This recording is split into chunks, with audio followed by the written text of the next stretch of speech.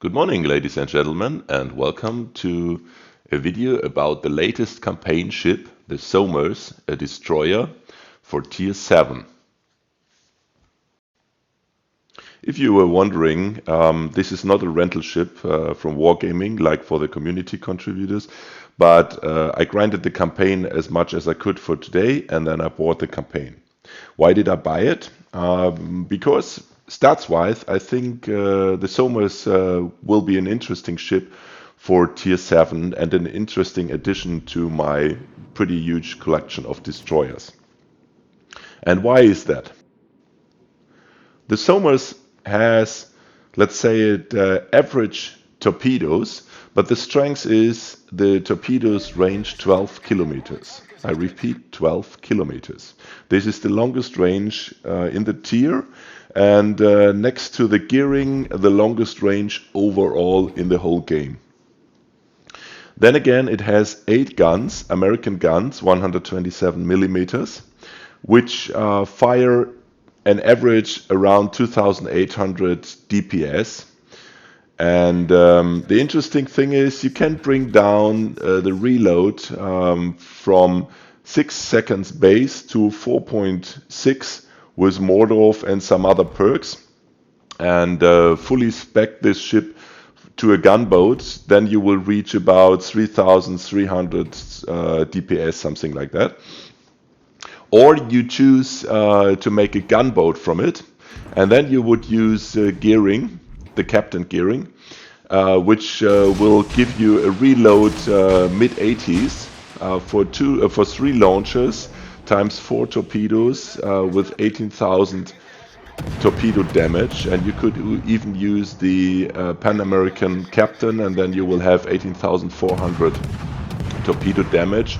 And a better concealment as well. So instead of Swirsky 4%, you would use the Pan Asian with 3% concealment, but you get an additional 3% increased torpedo damage. So I started to exchange Swirsky versus the Pan Asian because the 1% concealment isn't that much, but 3% torpedo damage, especially with the higher damage torpedoes, 18 and 20,000, that's quite something. That's 500 something per torpedo, and that can make a difference in some cases.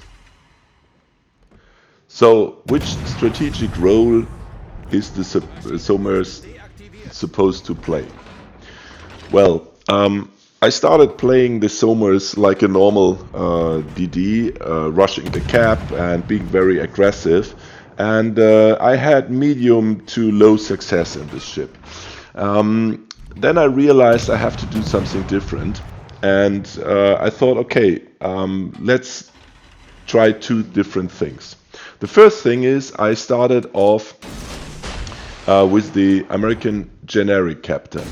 This one gives you 2% increased fire chance, so out of 5% you will get 7%, and you get a 3rd smoke. And the incredible thing in SOMERS is the smoke lasts very long, so it's longer than 2 minutes per smoke. So that means that you have like a 7-minute smoke time if you use that carefully.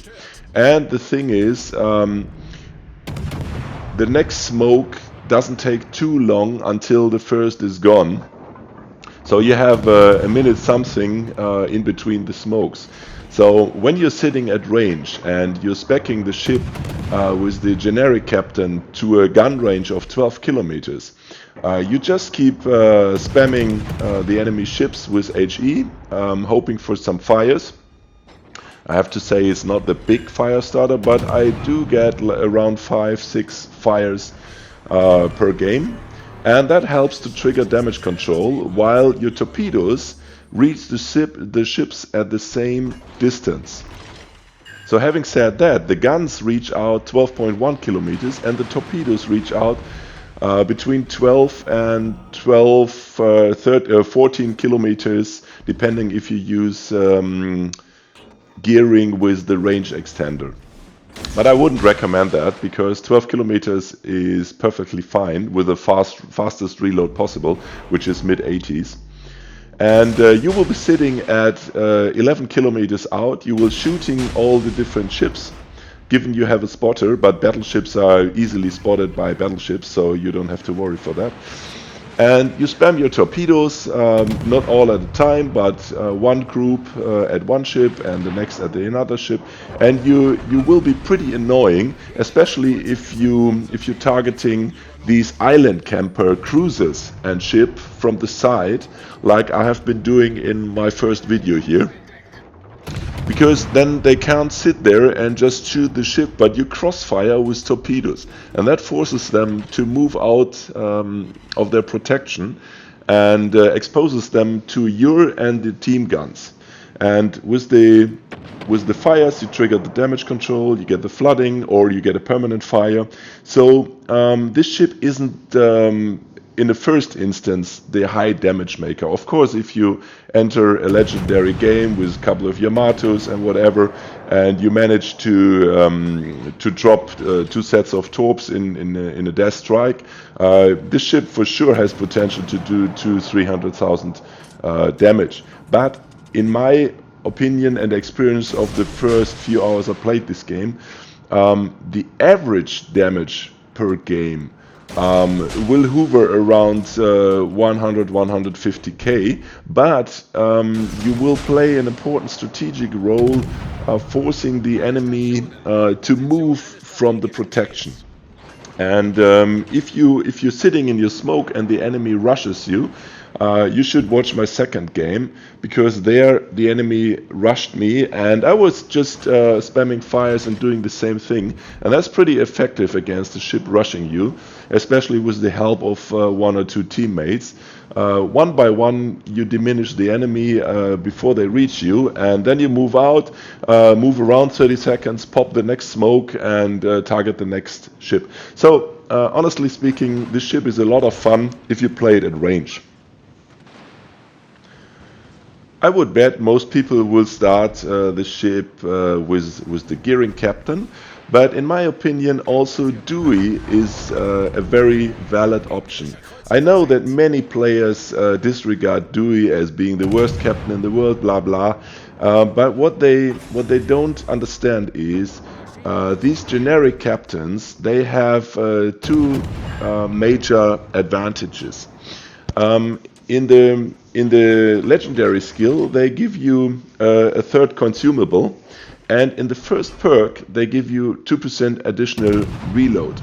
So this works especially well for American DDs like the Fletcher and also the SOMERS. So instead of 5%, you get 7%. To be honest, this is a 40% increased fire damage if you calculate it just in sheer numbers.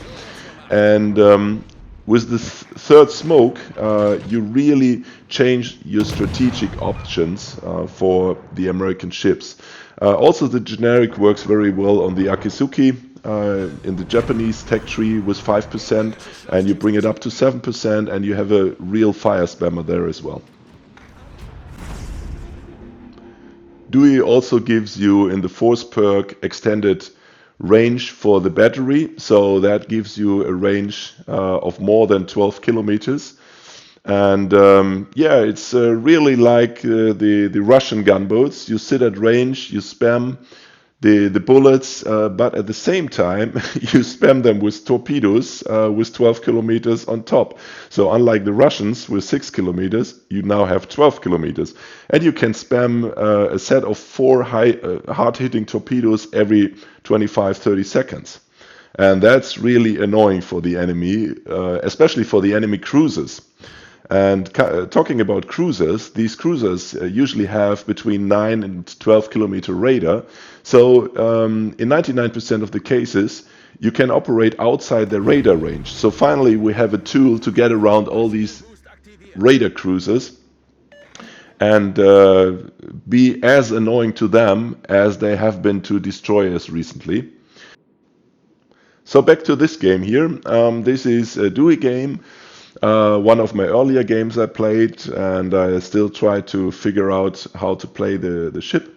So I decided to sit here to crossfire the favorite spot where the destroyers usually camp, and yeah, start to be annoying to camping positions. I think this is the strategic option for this ship, and this is where it excels at.